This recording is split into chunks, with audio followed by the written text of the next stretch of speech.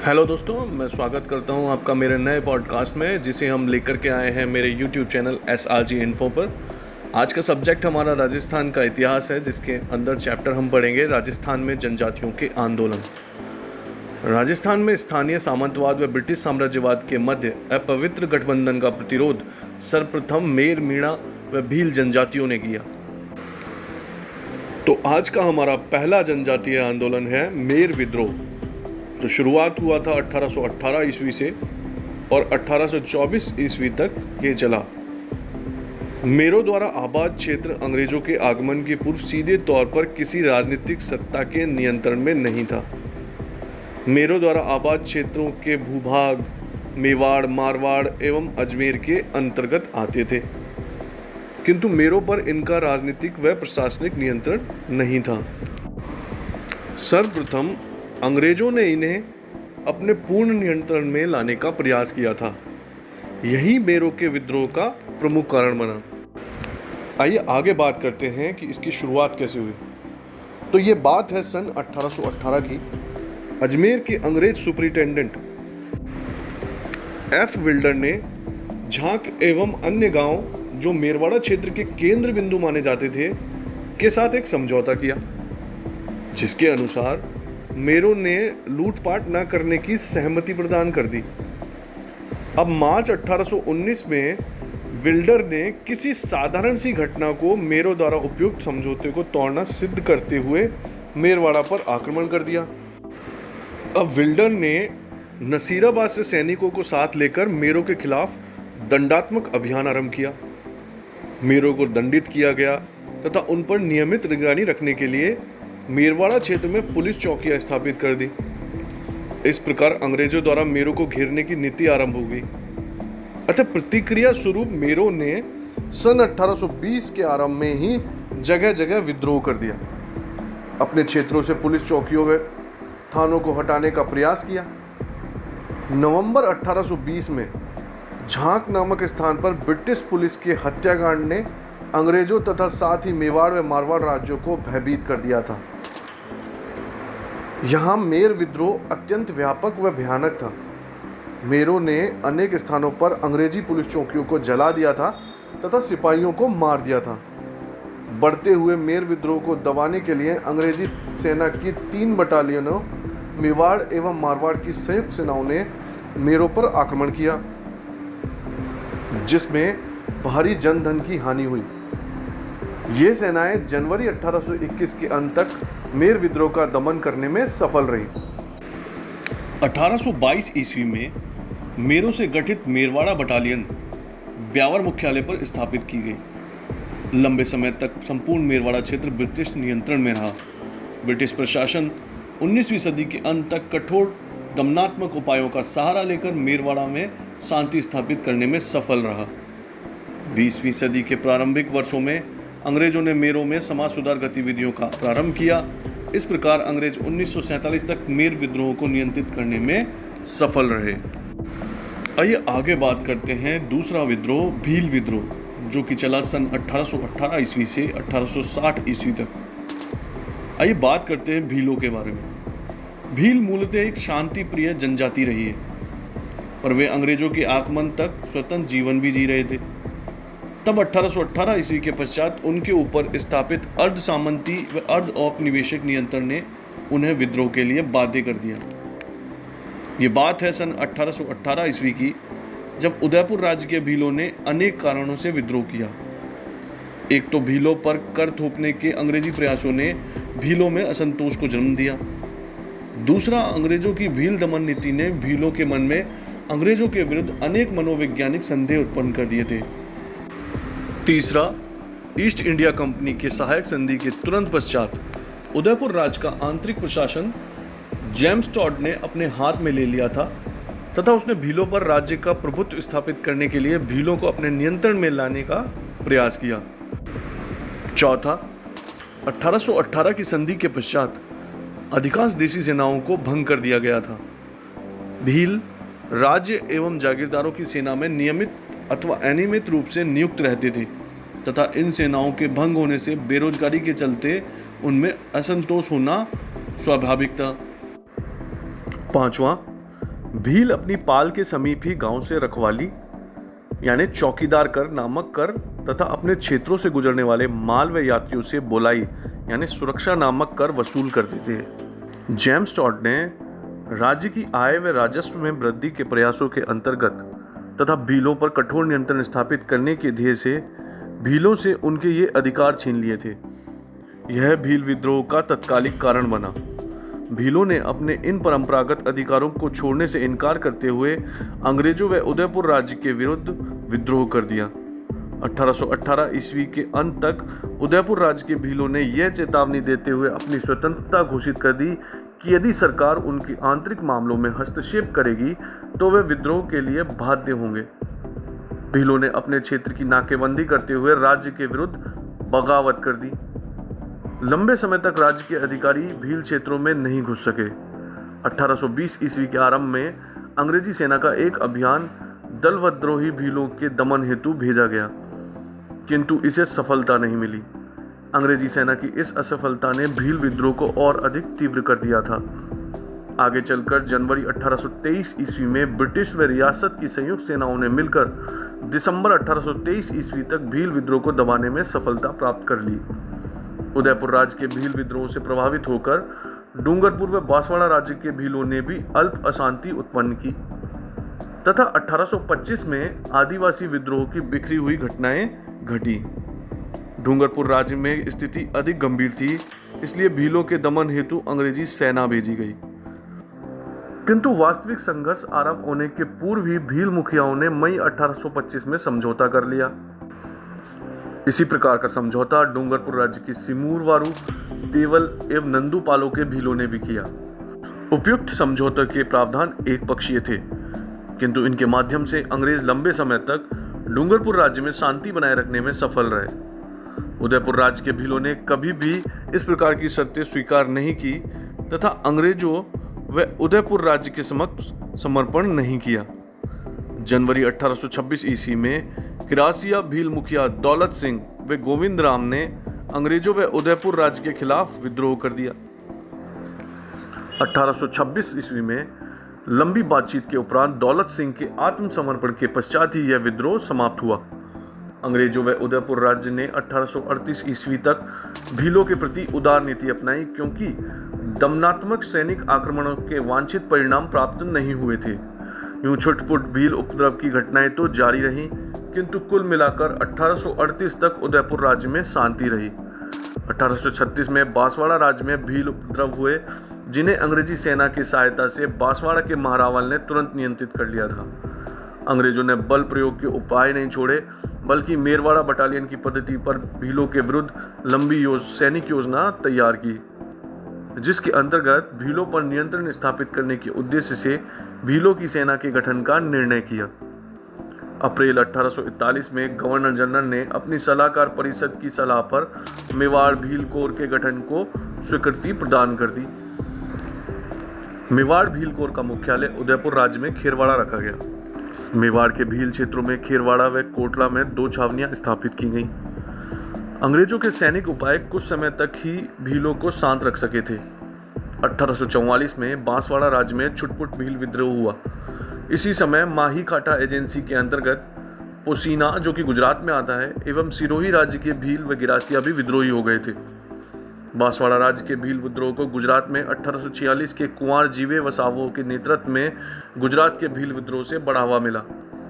बांसवाड़ा राज्य ने अपने वकील कोठारी केसरी सिंह की सहायता हेतु वेस्टर्न मालवा ब्रिटिश एजेंट के पास भेजा तथा अंग्रेजी सेना की सहायता से 1850 ईस्वी के अंत तक भील विद्रोह को कुचल दिया गया था। 1850 ईस्वी से 1855 ईस्वी के मध्य कोई बड़े भील विद्रोह की घटना नहीं घटी, किंतु दिसंबर 1855 में उदयपुर राज्य के कालीबास के भील विद्रोही हो गए थे। महाराणा ने मेहता सवाई सिंह को एक सेना लेकर 1 नवंबर 1856 को भीलों के दमन हेतु सेनाओं ने गांव में आग लगा दी तथा भारी संख्याओं में भीलों को मौत के घाट उतार दिया गया। 1860 ईस्वी तक निरंतर छूट-फूट भील विद्रोह की घटनाएं घटती रहीं, लेकिन 1857 ईस्वी की क्रांति के दौरान भी भील विद्रोह की संभावना थी, किंतु भील इस राष्ट्रीय क्रांति से अनभिज्ञ थे तथा राजकीय पलटनों ने अंग्रेजों के प्रति विद्रोह नहीं किया। वर्ष 1861 में उदयपुर के समय खेरवाड़ा क्षेत्र में भील उपद्रवों की घटनाएं सामने आईं। 1863 ईस्वी में कोटड़ा के भील हिंसक गतिविधियों में संलग्न हो गए, जिसकी जिम्मेदारी मेवाड़ भील कोर के कमांडिंग अधिकारी ने उदयपुर राज्य पर सौंपी, क्योंकि राज्य के प्रशासनिक अधिकारी भीलों के साथ उचित व्यवहार नहीं कर रहे थे। इन आधारों पर हाकिम को स्थानांतरित कर दिया गया तथा सैनिक कार्यवाही व शांतिपूर्वक समझाकर भील उत्पात को शांत कर दिया गया। तत्पश्चात 1867 ईस्वी में खेरवाड़ा व डूंगरपुर के मध्य देवलपाल के भीलों ने उत्पात आरंभ कर दिया, जिससे मेवाड़ भील कोर ने कुचल दिया। 1872-75 के दौरान बांसवाड़ा में भील विद्रोह की अनेक घटनाएं घटी। बांसवाड़ा राज्य में चिलकारी व शेरगढ़ गांव में भील छापामार गतिविधियों द्वारा अशांत रहे। सन 1873 और 74 के दौरान इन गांवों के भीलों ने खुला विद्रोह कर दिया था।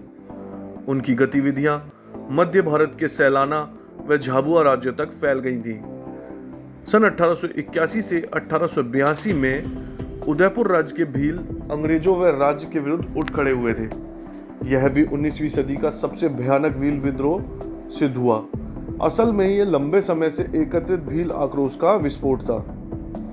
26 मार्च 1881 की रात में राज्य की सेनाएं मामा अमान सिंह मतलब जो कि राज्य का प्रतिनिधि था एवं लोना रगन अंग्रेज प्रतिनिधि के नेतृत्व में बारापाल पहुंची। इनके साथ में महाराणा का निजी सचिव श्यामल दास भी था। 27 मार्च को सेना ने बारापाल में सैकड़ों भील झोपड़ियों को जलाकर राख कर दिया। 28 मार्च को पूरे दिन सैनिक अभियान जारी रहा तथा बारापाल के आसपास भीलों के झोपड़ों को जलाया जाता रहा। फौज की इन कार्रवाइयों से बचने के लिए अधिकांश भीलों ने परिवार सहित स्वयं अपने घरों को उजाड़कर सघन जंगलों व पहाड़ियों की ऊंची चोटियों पर पहुंचकर सुरक्षात्मक स्थिति प्राप्त कर ली थी। अपनी स्थिति सुदृढ़ कर भीलों ने मार्ग में बाधा उत्पन्न कर राज्य की सेनाओं को आगे बढ़ने से रोक दिया। निराश सेना व सेनापतियों ने सुरक्षात्मक स्थिति लेकर रिखवदेव में डेरे डाल लिए थे। यहाँ लगभग 8000 भीलों ने इन्हें घेर लिया। इस विद्रोह के प्रमुख नेता बीलकपाल का गामेती नीमा, पीपली का खेमा व सगात्री का जोयता थे। सैनिक अधिकारियों ने भीलों के साथ शांति समझौते के प्रयास किए, किंतु उन्हें कोई सफलता नहीं मिली। महाराणा के निजी सचिव श्यामल दास ने रिखवदेव मंदिर के पुजारी खेमराज भंडारी के माध्यम से भील नेताओं से वार्ता आरंभ की। अंत में 25 अप्रैल 1881 को भीलों के साथ एक समझौता हो गया। राज्य के अधिकारी आधा बराड़ कर छोड़ने, भविष्य में भीलों को जनगणना कार्यों से कष्ट न पहुंचाने एवं विद्रोही भीलों को माफी देने पर सहमत हो गए। भीलों ने राज्य के नियमों के पालन करने का वचन देते हुए कानून विरोधी गतिविधियों में संलग्न न होने की स्वीकृति दी। उपयुक्त समझौतों ने एक भयंकर भील विद्रोह को शांत अवश्य कर दिया था, किंतु पूर्ण शांति स्थापित नहीं हो पाई थी। यद्यपि मेवाड़ की भील समस्या को 19वीं सदी के अंत तक पर्याप्त सीमा तक सुलझा लिया गया था, किंतु डूंगरपुर व बांसवाड़ा के भीलों पर विशेष ध्यान नहीं दिया गया था। अतः 20वीं सदी के प्रारंभिक वर्षों में डूंगरपुर व बांसवाड़ा राज्यों में गोविंदगिरी के नेतृत्व में शक्तिशाली भील आंदोलन आरंभ हुआ। गोविंदगिरी ने भीलों के उत्थान हेतु समाज एवं धर्म सुधार आंदोलन आरंभ किया था, जो आगे चलकर राजनीतिक आर्थिक विद्रोह में परिवर्तित हो गया था। गोविंदगिरी डूंगरपुर में बेड़सा नामक गांव के निवासी एवं जाति के बंजारा थे। वे स्वयं छोटे किसान थे। उनकी निर्धन आर्थिक दशा एवं उनके पुत्रों व पत्नी की मृत्यु ने उन्हें अध्यात्म की ओर प्रेरित किया तथा वे सन्यासी बन गए। वे कोटा बूंदी अखाड़े के साधु राजगिरी के शिष्य बन गए। उन्होंने धुनी स्थापित कर निशान ध्वज लगाकर आसपास के क्षेत्रों में भीलों को आध्यात्मिक शिक्षा देना प्रारंभ किया। गोविंदगिरी के विचारों ने भीलों को जागृत किया एवं उन्हें अपनी दशाओं व अधिकारों के प्रति जागरूक बनाया। इन विचारों ने उन्हें यह सोचने के लिए भी बाध्य कर दिया था कि उनके वर्तमान शासकों ने उन्हें पराधीन कर रखा है, जबकि वे स्वयं इस भूमि के स्वामी थे एवं उन्हें इस पर पुनः शासन करना चाहिए। इस प्रकार यह समाज एवं धर्म सुधार आंदोलन आर्थिक व राजनीतिक आंदोलन में बदलता जा रहा था। गोविंदगिरी की उपयुक्त शिक्षाओं व कल्याणकारी गतिविधियों के कारण उनका भगत पंथ भीलों में अत्यधिक लोकप्रिय हो रहा था। गोविंदगिरी के बढ़ते हुए प्रभाव से राजा, उनके अधिकारी एवं जागीरदार चिंतित होने लगे थे कि उनका बढ़ता हुआ प्रभाव कहीं उनकी सत्ता को पलट न दे।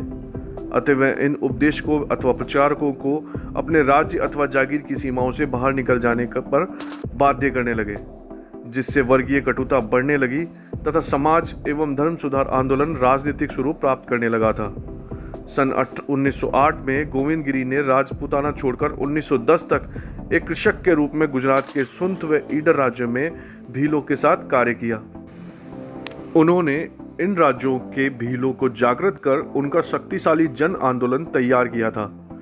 ईडर राज्य के अंतर्गत पालपट्टा में भील आंदोलन से ऐसी स्थिति उत्पन्न हुई कि वहां के जागीरदार ने भीलों के साथ 24 फरवरी 1910 को एक समझौता किया।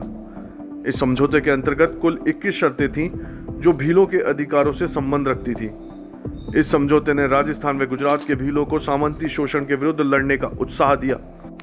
यह समझौता गोविंदगिरी के आंदोलन की सफलता कहा जा सकता है। सन 1911 के आरंभ में वह डूंगरपुर स्थित अपने मूल स्थान बेड़सावास आए। वहां उसने धुनी स्थापित कर भीलों को आधुनिक पद्धति पर उपदेश देना आरंभ किया। सन 1911 में उन्होंने अपने पंथ को नए रूप में संगठित किया तथा धार्मिक शिक्षाओं के साथ साथ भीलों को सामंती व औपनिवेशिक शोषण से मुक्ति की युक्ति भी समझाने लगे। उन्होंने प्रत्येक भील गांव में अपनी धुनी स्थापित की तथा इनकी रक्षा हेतु कोतवाल नियुक्त किए गए थे। गोविंदगिरी द्वारा नियुक्त कोतवाल केवल धार्मिक मुखिया ही नहीं थे, बल्कि अपनी क्षेत्र के सभी मामलों के प्रभारी भी थे। वे भीलों के मध्य विवाद निपटारा भी करते थे। इस प्रकार अन्य अर्थों में गोविंदगिरी की समानांतर सरकारें चढ़ने लगी, किंतु दूसरी ओर राजा व जागीरदारों द्वारा उनके शिष्यों का उत्पीड़न भी जारी रहा। बेड़सा गोविंदगिरी की गतिविधियों का केंद्र बन गया था। ईडर, सुंत, बांसवाड़ा व डूंगरपुर राज्यों तथा पंचमहल व खेड़ा जिले के भील वहां आने लगे। इस आंदोलन का प्रभाव संपूर्ण दक्षिणी राजस्थान के राज्यों व बंबई सरकार के अंतर्गत गुजरात के भील क्षेत्रों में फैल गया था। उनके बढ़ते हुए प्रभाव से भयभीत होकर अप्रैल 1913 में डूंगरपुर पुलिस ने उन्हें गिरफ्तार कर लिया तथा उनका सभी सामान जब्त कर लिया था। उन्हें उनके धार्मिक पंथ को छोड़ने के लिए भी धमकाया गया। सामंती एवं औपनिवेशिक सत्ता द्वारा उत्पीड़क व्यवहार ने गोविंदगिरी व उनके शिष्यों को सामंती व औपनिवेशिक दासता से मुक्ति प्राप्त करने हेतु भील राज की स्थापना की योजना के लिए भी प्रेरित किया। गोविंदगिरी अक्टूबर 1913 में मानगढ़ पहाड़ी पर पहुंचे तथा भीलों को पहाड़ी पर एकत्रित होने के लिए संदेशवाहक भेजे गए। धीरे धीरे भारी संख्या में भील पहाड़ी पर आने लगे तथा साथ में राशन पानी व हथियार भी ला रहे थे। इन गतिविधियों ने सुंत, बांसवाड़ा व डूंगरपुर एवं ईडर राज्यों के चौकन्ना कर दिया था।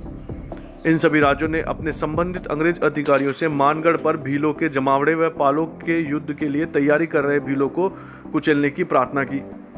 6 से 10 नवंबर 1913 में मेवाड़ भील कोर की 2 कंपनियां, 104 वेलेजरी राइफल्स की 1 कंपनी व 7वीं राजपूत रेजिमेंट की 1 कंपनी मानगढ़ पर भीलों के जमावड़ों को कुचलने के लिए पहुंची। विफल वार्ताओं के बाद 17 नवंबर 1913 को अंग्रेजी फौजों ने मानगढ़ की पहाड़ी पर आक्रमण कर दिया। मानगढ़ की पहाड़ी के सामने दूसरी पहाड़ी पर अंग्रेजी फौजों ने तोप व मशीन गनें तैनात कर रखी थी एवं वहीं से गोला बारूद दागे जाने लगे। लगभग 1 घंटे तक मानगढ़ पर भीलों ने सेना का सफल मुकाबला किया, किंतु आधुनिक युद्ध सामग्री के समक्ष अधिक समय तक वे टिक नहीं सके। मानगढ़ की पहाड़ी के नीचे तैनात अंग्रेजी फौज पहाड़ी को घेरते हुए ऊपर पहुंची तथा भीलों को अंधाधुंध गोलियों से भूनना आरंभ कर दिया। भीलों में भगदड़ मच गई। कुछ ही समय में पहाड़ी पर भीलों ने आत्मसमर्पण कर दिया। इसके उपरांत भी भीलों का कत्लेआम जारी रहा और अंग्रेजी दस्तावेजों के अनुसार कुल 100 भील मारे गए थे तथा 900 भीलों को बंदी बना लिया गया। इसके साथ ही गोविंदगिरी व पुंजिया को भी बंदी बना लिया गया था। भील आंदोलन कुचल दिया गया था, किंतु भील अपने गुरु की गिरफ्तारी को लेकर आंदोलित थे। भीलों में गोविंदगिरी काफी लोकप्रिय थे क्योंकि उन्होंने उनके अनेक बुराइयों से मुक्ति दिलाई थी। अतः गोविंदगिरी की लोकप्रियता के कारण उनकी आजीवन कारावास की सजा को 10 वर्ष की सजा में बदल दिया गया था तथा 7 वर्ष के पश्चात इस शर्त पर रिहा कर दिया गया था कि वे सुंत, डूंगरपुर, बांसवाड़ा, कुशलगढ़ एवं ईडर राज्यों में प्रवेश नहीं करेंगे। वे सरकारी निगरानी में अहमदाबाद संभाग के अंतर्गत पंचमहल जिले के झालोद नामक गांव में रहने लगे और इसी स्थान पर सभी क्षेत्रों के भगत भील उनके प्रवचन सुनने वहां पहुंचने लगे। आइए आगे बात करते हैं उदयपुर राज्य में मोतीलाल तेजावत के नेतृत्व में हुए आंदोलन के बारे में। असहयोग आंदोलन की जागृति के प्रभाव में 1921 में मेवाड़ व अन्य राजाओं के भीलों व गिरासियों ने मोतीलाल तेजावत के नेतृत्व में आंदोलन को छेड़ा। मोतीलाल तेजावत उदयपुर राज्य के झाड़ोल ठिकाने के अंतर्गत कोलियारी गांव के निवासी व ओसुयाल बनिया जाति के थे। उन्होंने कुछ समय झाड़ोल ठिकाने के कामदार के रूप में कार्य किया था। इसी दौरान वे इस ठिकाने के भीलों के संपर्क में आए। झाड़ोल के जागीरदार के साथ कुछ मतभेद हो जाने के कारण उन्होंने ठिकाने की नौकरी छोड़कर परचून का व्यवसाय आरंभ किया। वह भील क्षेत्रों में घूम घूम कर मिर्च मसाला आदि बेचते थे तथा उनका पोसीना ठिकाने में सामलिया नामक स्थान पर लगने वाले चित्र विचित्र के मेले के नियमित रूप से दुकान लगाते थे। अतः अपने व्यापार के माध्यम से वे उदयपुर राज्य के भीलों के अत्यधिक निकट संपर्क में आए। मोतीलाल तेजावत की समाज सुधार की गतिविधियों ने उन्हें भीलों के मध्य काफी लोकप्रिय बना दिया था। इन उपदेशों के साथ उन्होंने आदिवासियों का एक ही आंदोलन भी आरंभ किया। एक ही आंदोलन का उद्देश्य राज्यों व जागीरदारों द्वारा किए जाने वाले भीलों पर सभी प्रकार के शोषण के विरुद्ध संयुक्त रूप से विरोध करना था। मोतीलाल तेजावत की गतिविधियां तो झाड़ोल जागीर तक ही सीमित थी, किंतु उनका प्रभाव अन्य भील क्षेत्रों में भी तीव्र गति से फैल रहा था। उनके बढ़ते हुए प्रभाव से सत्ताधारियों को चिंतित होना स्वाभाविक था। अतः सत्ताधारियों ने इसे एक चुनौती के रूप में लेते हुए भीलों पर जुल्म करने के कठोरतम कदम उठाए। इसी दौरान तेजावत विजय सिंह पथिक अन्य नेताओं से मिले तथा उनके विचार विमर्श कर भीलों की समस्याओं के समाधान हेतु कार्यक्रम तैयार किया।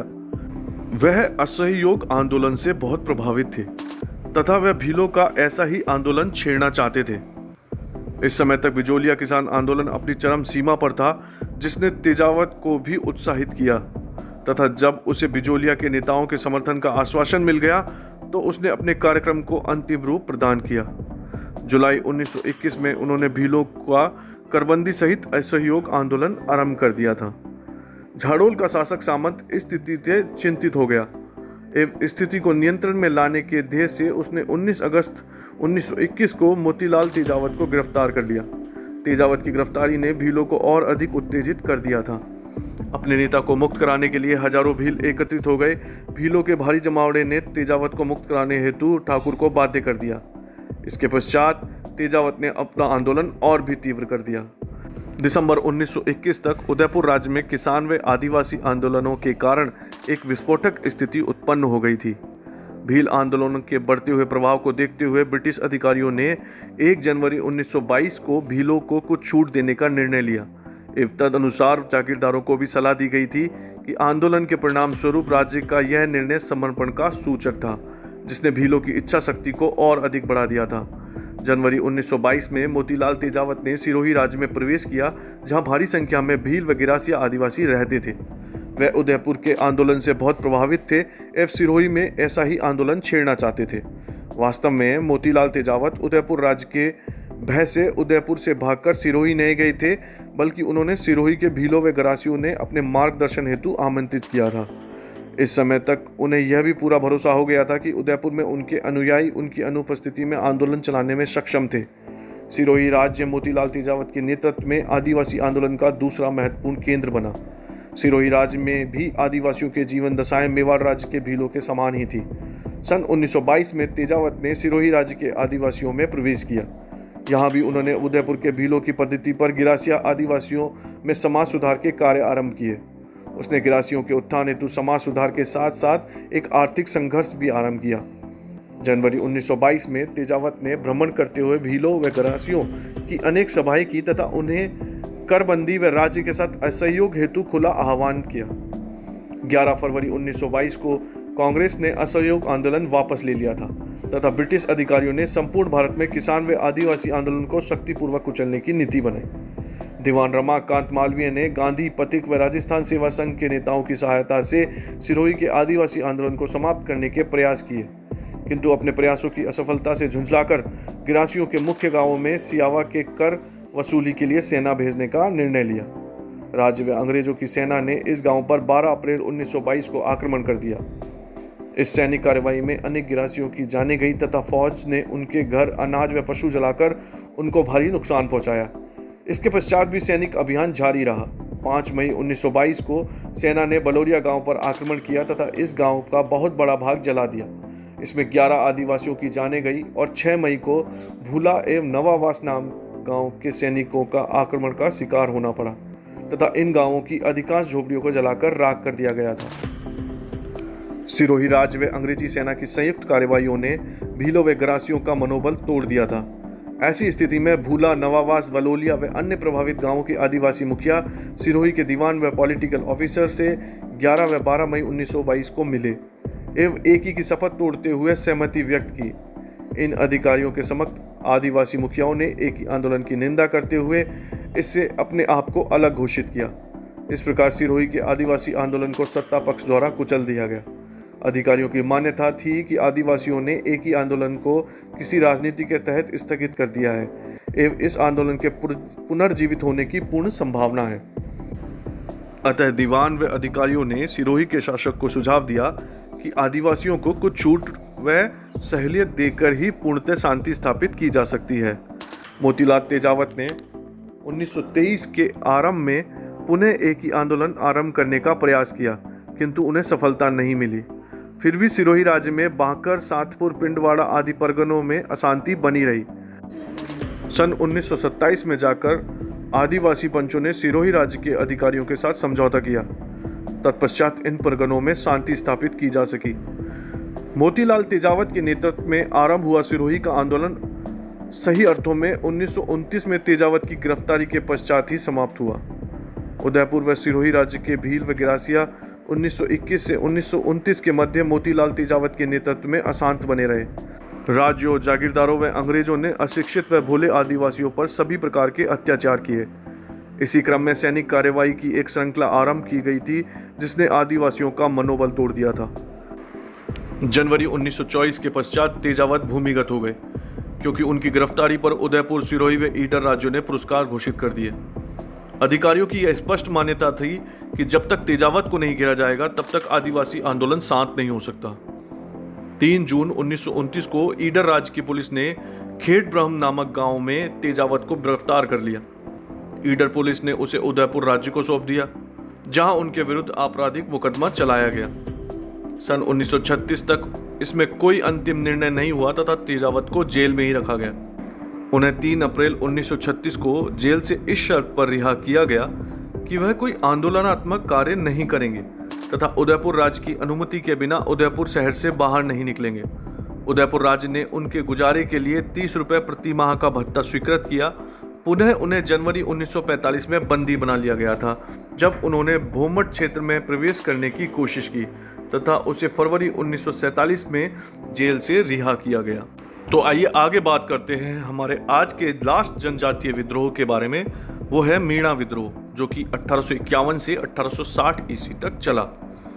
नई भूमि व राजस्व व्यवस्था के प्रति अपना रोष प्रकट करने के लिए 1851 ईस्वी में उदयपुर राज्य के जहाजपुर परगने के मीणाओं ने अंग्रेजों के विरुद्ध विद्रोह कर दिया था। इस क्षेत्र की मीणा जाति पर्याप्त रूप में किसी भी राजनीतिक सत्ता से मुक्त थी, केवल महाराणा मेवाड़ की प्रतीकात्मक सत्ता स्वीकार करते थे। कर्नल टॉड ने इनका जीवंत विवरण प्रस्तुत किया जो उपयुक्त तथ्य को सिद्ध करता है। ये अंग्रेजी थे जो इस क्षेत्र पर उदयपुर राज्य का कठोर नियंत्रण स्थापित कर सके। ब्रिटिश शासित अजमेर प्रांत के समीप स्थित इस मीणा क्षेत्र पर राज्य की सत्ता स्थापित हो सकी थी। वास्तव में अंग्रेज आदिवासी समुदायों के प्रति पूर्वाग्रहों से ही ग्रसित थे, इसलिए अंग्रेज इन लोगों के साथ बड़ी कठोरता का व्यवहार करते थे। 1820 से 1821 में अंग्रेजों द्वारा मेरों के दमन से मीणा समुदाय के लोग भी भली भांति परिचित थे। अतः जहाजपुर क्षेत्र के मीणा समुदाय तथा अंग्रेज अधिकारियों के मध्य विरोध अस्तित्व में आया। मीणा व भीलों के विद्रोह केवल अंग्रेजों के विरुद्ध ही नहीं थे, बल्कि वे संबंधी रियासतों के विरुद्ध भी थे, जिनके माध्यम से अंग्रेज अपनी नीतियों को कार्यान्वित करवा रहे थे।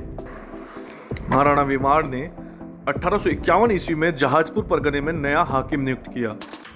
नवनियुक्त हाकिम मेहता रघुनाथ सिंह परगने से धन कमाने में व्यस्त था। उसने अपना ध्यान मुख्य तौर पर परगने की आय में वृद्धि तथा खर्चे में कमी पर केंद्रित किया। प्रशासनिक सुधारों के नाम पर जनता से धन वसूली की प्रतिक्रिया के फलस्वरूप बहुसंख्यक मीणा समुदाय ने विप्लव का रास्ता अपनाया। विद्रोही मीणाओं ने न केवल राजस्व अधिकारियों व सूदखोरों को लूटा, बल्कि समीप स्थित अजमेर मेरवाड़ा के अंग्रेजों के प्रांत पर भी धावे मारे। अंग्रेज अधिकारियों की शिकायत के आधार पर महाराणा ने हाकिम का स्थानांतरण कर मेहता अजीत सिंह को विद्रोही मीणाओं के दमन के कठिन कार्य को पूरा करने के उद्देश्य से हाकिम नियुक्त किया। वह उदयपुर से एक सेना लेकर रवाना हुए। उसके साथ शाहपुरा, बनेड़ा, बिजोलिया, भेसरोडगढ़, जहाजपुर व मांडलगढ़ के जागीरदारों की सेनाएं भी सम्मिलित थीं। इनके अतिरिक्त भीम पलटन व एकलिंग पलटन के सिपाही 2 तोपों सहित इन सेना के साथ जोड़े गए। Agent to governor general in Rajputana के कहने पर जयपुर, टोंक व बूंदी राज्यों ने अपने राज्य की सीमाओं पर चौकसी पक्की कर दी, जिससे जहाजपुर के मीणाओं को अन्य राज्यों के मीणाओं द्वारा सहायता व समर्थन की संभावना को समाप्त कर दिया गया। उदयपुर की सेना ने छोटी लुहारी व बड़ी लुहारी नामक गांवों पर आक्रमण किया, जो मीणा विद्रोह के मुखियाओं के गांव थे। सेनाओं ने दोनों ही गांवों को नष्ट कर दिया तथा मीणा परिवार मनोहरगढ़ व देवखेड़ा की पहाड़ियों की ओर भाग गए। वहां उन्होंने रक्षात्मक स्थिति प्राप्त कर ली थी। इसी बीच जयपुर, बूंदी, टोंक राज्यों से तमाम प्रतिबंधों के उपरांत भी लगभग 5000 मीणा लोग जहाजपुर के मीणाओं की सहायता पहुंच गए थे। उदयपुर की सेनाओं ने भरसक प्रयत्न किए, किंतु सघन झाड़ियों व पहाड़ी प्रदेश होने के कारण सैनिक कार्रवाई में अनेक रुकावटें उत्पन्न हो रही थी। इसलिए इस सेना को कोई सफलता नहीं मिली। राज्य सेना के लगभग 57 सिपाही इस अभियान में मारे गए। दिसंबर 1854 के agent to governor general in Rajputana Mewar का पॉलिटिकल एजेंट व हौड़ती का पॉलिटिकल एजेंट संयुक्त रूप से सेना सहित जहाजपुर पहुंचे तथा जहाजपुर व ईटोदाम में 1 महीने तक रुके रहे। जनवरी 1855 के अंत तक मीणा विद्रोह इस सेना के समक्ष आत्मसमर्पण के लिए बाध्य हो गए थे। भविष्य में मीणाओं का सामना करने के उद्देश्य से फरवरी 1855 में जयपुर, अजमेर व बूंदी एवं मेवाड़ की सीमाओं पर स्थित देवली में एक सैनिक छावनी स्थापित की। मीणाओं पर नियमित निगरानी रखने के ध्येय से छावनी के आसपास पुलिस थाने भी स्थापित किए। इस प्रकार मीणाओं का विद्रोह दबाया जा सका। 1855 ईस्वी में देवली छावनी को नवगठित अनियमित सेना का मुख्यालय बनाया गया था, जो 1857 से 1860 के दौरान 42वीं देवली रेजिमेंट तथा मीणा बटालियन के नाम से जानी जाती रही है। 1921 में 42वीं देवली रेजिमेंट व 43वीं एरिनपुरा रेजिमेंट को समाप्त कर दिया गया। के स्थान पर मीणा कोर की स्थापना की गई थी। देवली ने इस सेना का गठन राजस्थान में आदिवासियों के प्रति अंग्रेजी नीति का विस्तार कहा जा सकता है।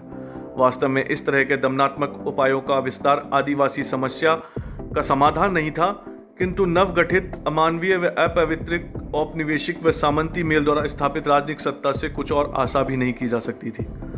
पुनः जनवरी 1860 में जहाजपुर के मीणाओं ने विद्रोह कर दिया और महाराणा ने 29 जनवरी 1860 को चंद सिंह के नेतृत्व में जहाजपुर की ओर सेना भेजी। उसने गाड़ोली व लुहारी गांवों पर आक्रमण किया।